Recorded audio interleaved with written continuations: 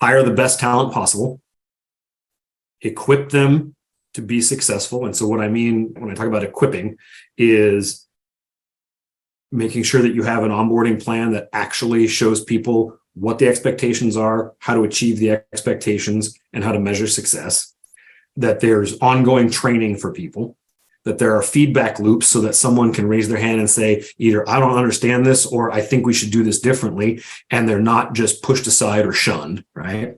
So hiring, equipping, and then setting and reminding that vision. I used to work for an agency where we primarily focused on social service causes that we serve. So a lot of rescue missions, a lot of food banks.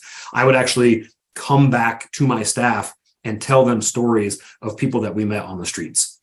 I would tell them about, the young woman that I met who was homeless and had been raped and is pregnant and is just, hasn't had a shower in 30 days and is just looking for a safe place to stay, and remind our staff that when they show up to work, regardless of whether they are processing data or, writing copy or designing something or managing a project, what they're actually doing is ensuring that those people can get the help and the care that they need, because we're actually motivating others to provide the financial resources that fuel those ministries and other organizations that serve people in need. Sometimes I would send these as emails. Sometimes we do, live Q&A chats.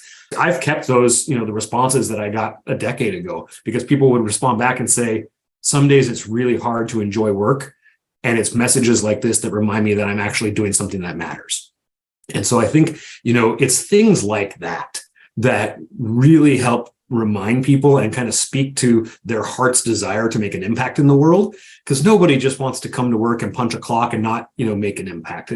Whether they say it or not, everyone wants to know that what they do every day creates value, and not just a monetary value.